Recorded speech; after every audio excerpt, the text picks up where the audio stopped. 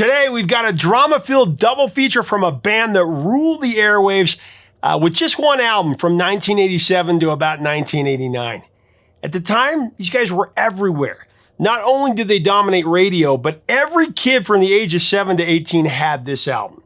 When all said and done, it boasted 6 top 20 singles, and really there was nothing that could slow these guys down, except themselves.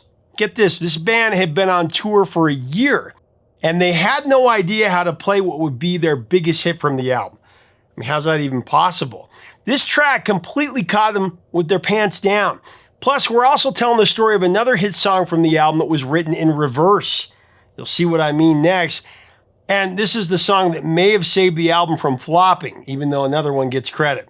These two classics, the stories of them are coming up next on Professor of Rock. Hey, music junkies, Professor of Rock, always here to celebrate the greatest artists and the greatest songs of all time. You know, if you ever wore superhero underoos, you're going to dig this channel of deep musical nostalgia. Make sure to subscribe below right now. We also have a Patreon and merch below. That helps us to keep it a daily channel. You know, by the summer of 1988, Def Leppard had become one of the biggest bands in the world. Kind of like our Beatles at that time. It was thanks entirely to their 1987 blockbuster LP, Hysteria. I mean, this massive album helped define music in the late 80s, no question. It was all over radio, it was all over MTV. It was impossible to make it through a day without hearing one of the album's 7 singles. Pour Some Sugar on Me always gets the credit for being the catalyst that pushed this album to the masses.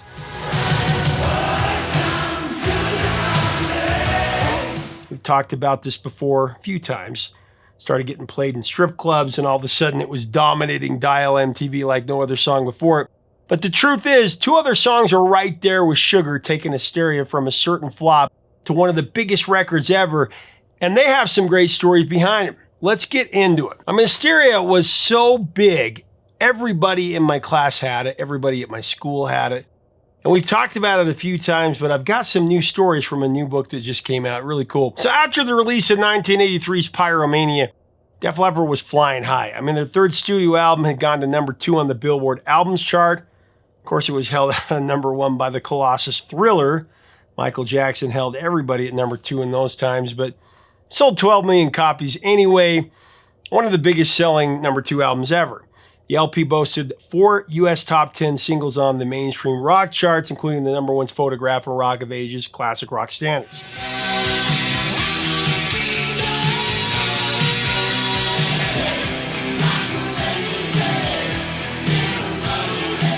All this was a huge step for the band.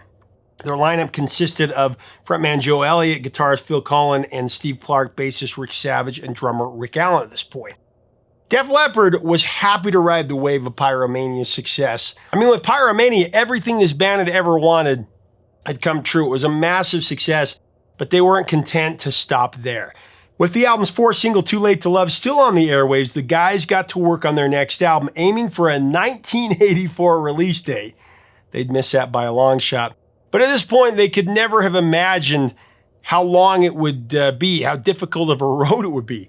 The original working title of the album was Animal Instinct. However, known as Hysteria, really the perfect title for the band for what they were about to go through. I mean, truly, this is like the stuff of urban legend, the stuff of legend.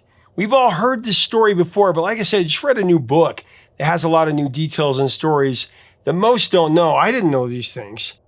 I mean, the fact that Def Leppard did not come a part of the scenes when they were recording Hysteria is unbelievable. They proved that they were truly survivors. I mean, there's not been a rock and roll band that's been through really what these guys went through over just a couple of years as they were recording this album. They proved that they were up to the task. Okay, so they started working on this album in 1984. They thought they were going to release it in that same year. They rented a house in Dublin, Ireland. They set up a mobile studio. After 6 months, they actually had 7 songs ready. And it looked like they would get this album done faster than Pyromania. Late 84, early 85 release.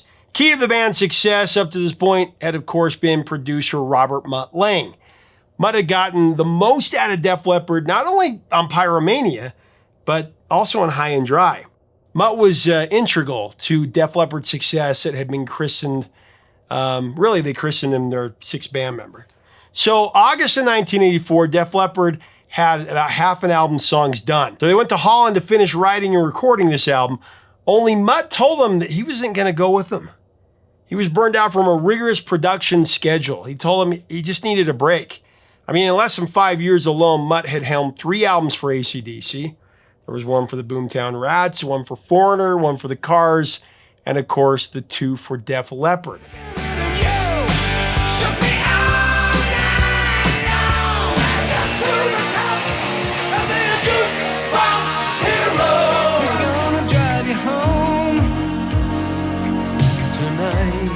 And there were a few other records in there too, but you get the idea. He was spent. He was exhausted. These were not just records, they were big, meticulously crafted records. Disappointed, but understanding, the guys chose to go to Holland and finish the album. So with Mutt gone, Def Leppard's management shoehorned rock opera legend Jim Steinman in the producer's chair. Steinman, of course, previously Meatloaf, Bonnie Tyler, Air Supply, amongst others. There's nothing I can do, a total eclipse of the heart. But as talented as Steinman was, it just wasn't a good fit for Def Leppard.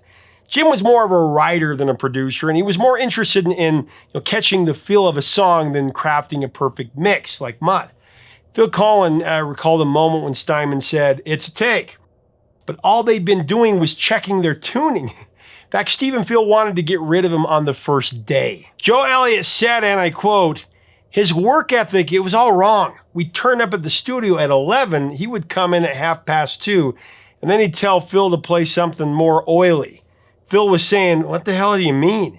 And then when he finished with us at 11, he went away and started writing for Bat Out of Hell 2. We were trying to be very focused, and he was sleeping in because he was thinking about Meatloaf's next album. We were paying him not to turn up. So Def Leppard convinced their management to let Steinman go after all this hassle, and they decided to produce a record themselves. They still had a chance to get their record done by 85. But then on New Year's Eve, drummer Rick Allen flipped his Corvette, and the crash severed his arm. Would he ever even play again? Well, of course, we know what this rock warrior did. He got out of the hospital and he started working on a plan to pioneer a drum kit that could be played with 2 feet and 1 arm. Less than 2 months after the crash, Rick rejoined Def Leppard in the Netherlands and they got to work. Then one day, Rick called the band together to show them what he could do. He actually queued up Led Zeppelin's When the Levee Breaks, and the guys were blown away at what they were hearing.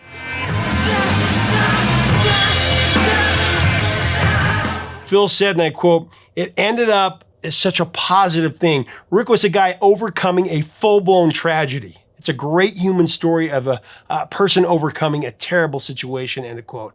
And for Def Leppard, as a band, not giving up on their brother when it was so dire, it shows so much about their character. I can't say enough about this band. After a lot of turmoil, they just were pumped up as a band. And then about midway through 1985, the band received another round of good news. Mutt Lange was rested up and he was ready to come back and help them finish this album, just like old times. All of a sudden, Def Leppard was refocused and ready to go. By this point, they had 10 songs, but they weren't up to Mutt's perfectionist standard, so they'd worked their fingers to the bone for the next 18 months getting them that way. There were even more drama-filled episodes along the way, though. We've talked about a lot of these. Joe Elliott caught the mumps, he lost his voice for a while, and Mutt broke his kneecap in a car wreck. All this crazy stuff happening. In fact, the process took so long that the band got these specialty t-shirts to wear around with phrases like, "Don't ask," and "Not yet." They would wear them around in Dublin and the places where they recorded in Holland. But if people asked about the record, the band wouldn't say anything, they'd just point to their shirt. In all, it would take 3.5 years to complete Hysteria. It was finally released on August 3rd, 1987, but even then the drama wasn't over. Because of the massive costs and time accrued during the making of the record, Hysteria would have to sell a minimum of 5 million copies just to break even. And that's a tall order, that's a lot of pressure. They didn't even think they would hit that mark when the first single stiffed on the Hot 100. It actually didn't even make the top 50. Well, we know how the story ends, but there's still some stories to get there. The good news is Hysteria ultimately picked up steam. It climbed to #1 on the Billboard album charts. In time, it would become a massive blockbuster, selling over 25 million copies worldwide, making it one of the biggest selling albums of its time. Singles from the album included Women, Hysteria, Armageddon, It Pour Some Sugar on Me, and Rocket.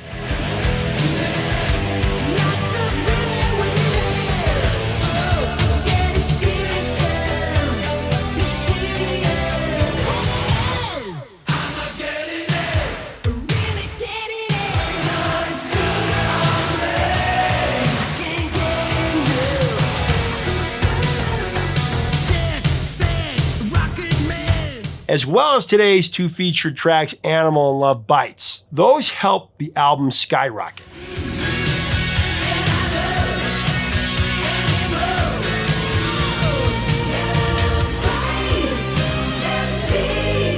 So according to the band, Animal was one of the most difficult tracks to record for Hysteria, even though it was the first song to be finished for the album. Well, sort of. Developed in Dublin in early 1984, Animal was one of the batch of 7 songs that they took into the recording studio when they had Jim Steinman as their producer. And it just never sounded quite right. So, it's kind of stuck in limbo until Mutt came back later on. Said Joe, and I quote, "When Mutt came back into the fold, he would listen to the new recording of this demo that we'd done, and it just sounded old. It sounded dated. But Mutt really loved the vocal and the melody on it, as well as the lyrics. Not exactly a love song. Animal was more of a lust song. The chorus goes, I need your touch, don't need your love, and I want, I need, and I lust, animal.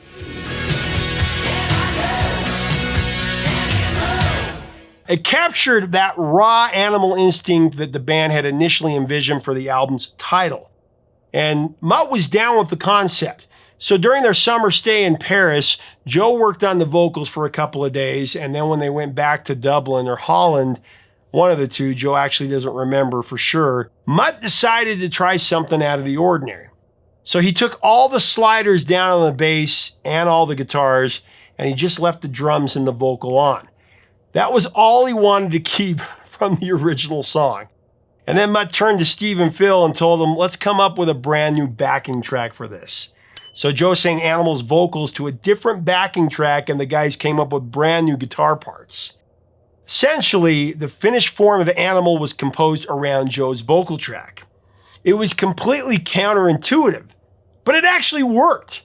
And the revamped Animal sounded phenomenal. In fact, the guys loved it so much they wanted it to be Hysteria's lead single, to set the tone for the rest of the record.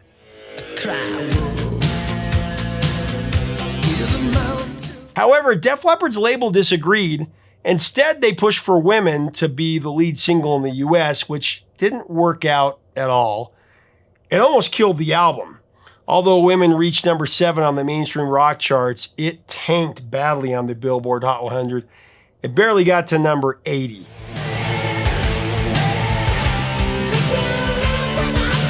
It was a massive step back from the success of Pyromania, which boasted 3 Hot 100 hits, all breaking the top 30, with Photograph reaching as high as number 12. This misstep initially slowed album sales. Things were looking pretty bleak. But things turned around with the release of Animal as Hysteria's second single. It climbed to number 5 on the rock charts, and it slid into the Billboard Top 20 at number 19, which was enough to kickstart album sales and get it going. Plus, it started a run of 10 consecutive top 40 singles for this band.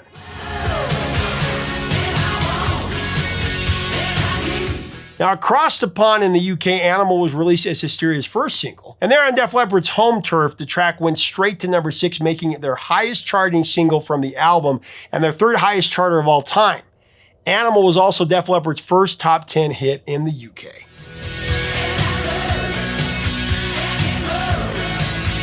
Now, internationally, Animal had mixed success. For example, it only reached number 46 in Australia. It just missed the top 20 in Canada, coming in at number 21. But then again, it broke the top 20 in several other countries, the Netherlands, number 17 in Switzerland, number 8 in New Zealand, and it went to number 3 in Ireland. One big catalyst for the song and the band was when they played Top of the Pops.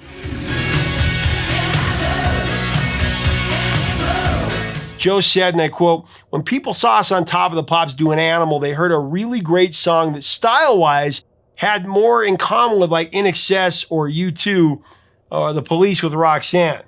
And that was exactly where the band wanted to be. You need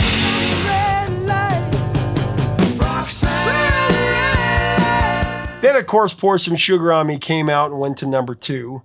And that one really took album sales into overdrive. And the title track came out before that, setting the tone, going top 10. But it was the band's power ballad that kept the momentum going after that. It became Lepp's only number 1 hit.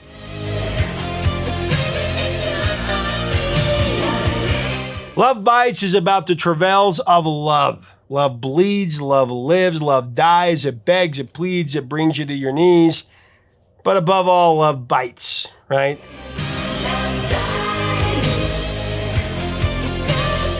And in case you were wondering, that is a double entendre, meaning more than just love sucks.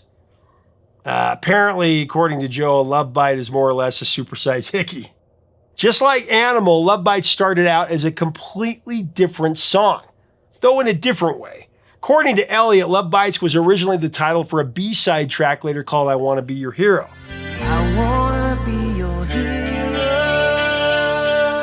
Said Joe, and I quote, "We had a song that we wrote for the Hysteria sessions with the line Love Bites in it." In fact, it was the opening 2 words of the first verse, and we stole it from that and we just put it in. So the title Love Bites was stolen from another song and then used as the main idea for another one.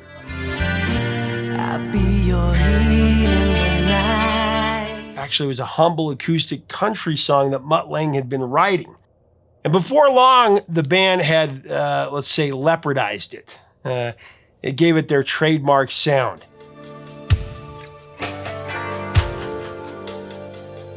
This is interesting. As Phil tells, he said Mutt had come up with his song pretty much complete, and he played it on the acoustic guitar, and he's the best singer out of all of us. When he sings, it kind of, sounds like Don Henley. So he started singing it. It's really kind of an acoustic, countrified song. And we batted around with it, and it got transformed into a Def Leppard type thing, and it became this massive vocal thing, almost like Queen.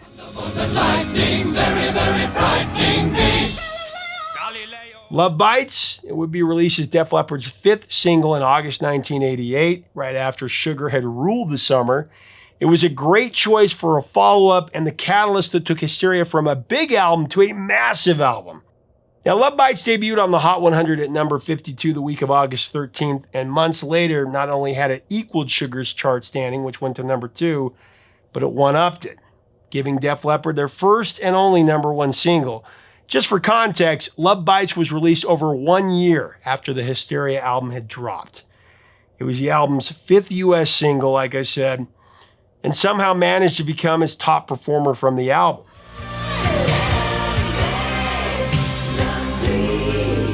But here's where the story gets really crazy. Believe it or not, the band had no idea how to play this song. I mean, I know that sounds impossible, but it's true. As Phil remembered it, they were out on tour when Love Bites hit number 1 on the Billboard charts, and he said, "We never played it as a band. I'd only ever played sections of it in the studio. It's just a total studio track. Everyone had done their part, but they had never played it all together as a band. It must not have been part of their set list up to this point, or they just played a part of it. Maybe they didn't anticipate that it would do so well as a single. I don't know. But maybe with how slow the album started, they thought it would reach 5 singles. I don't know. But as Phil put it, Love Bites caught them with their trousers down. So there they were. They had the number 1 hit in the country, their biggest song ever at that point, and they never actually played it. They had to learn it really quick. So the guys booked a rehearsal room in Vancouver, and they got to work just hashing it out. For some bands, this might not have been a big deal, but this is Def Leppard and Mutt Lange that we're talking about here, with all these harmonies and all these things going on in the song. I mean, stuff's complex. All these layers to it. Layers that have been added and tweaked over the course of a year. I mean, there were more guitar parts than there were guitar players. It was this huge thing, a ginormous track. Def Leppard spent 2 days on it, practicing it, over and over again until they got it right. which of course is a testament to their talent.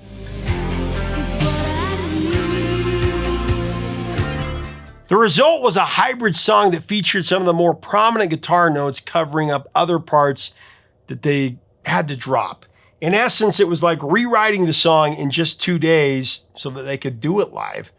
They tried to keep it as close as possible to the studio cut.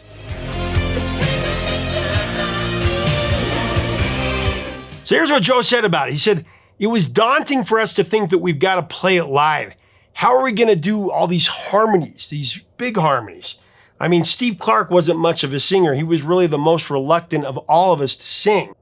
So there was a lot of weight on Phil and Sav singing harmonies, and me having to sing harmonies and lead vocals that overlap. So you can't sing the last word of one phrase or the first word of the next because they would overlap on the record. So since there was no time for Joe to breathe between his lead vocals and his backing vocals, this song would often lead to him just losing his voice altogether.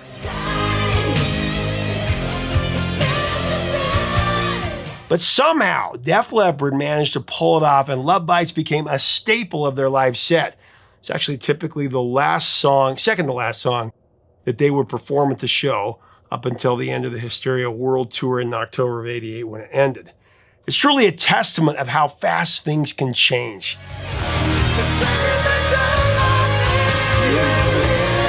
In the end, it helped push Hysteria to sales of 25 million. What felt like a failure when Women tanked, it looked like it was going to be nearly impossible for this band to sell 5 million copies to break even. You know, such a rough start. And thanks to Animal and Pour Some Sugar on Me, the title track and Love Bites, Def Leppard did it. They did 5 times that. But they never really worried. They just, as a band, they knew they'd get there.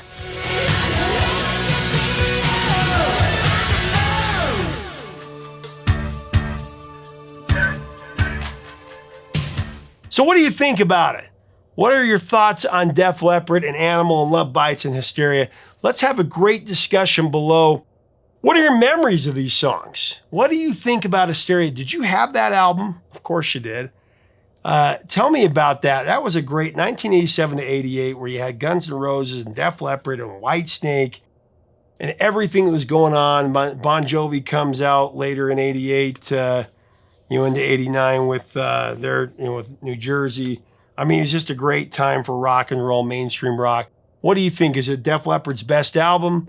What's the best song from it? Let's have a great discussion below. If you like our content, we do invite you to subscribe. We would love to have you as part of our community. Until next time, 3 chords and the truth, my friends.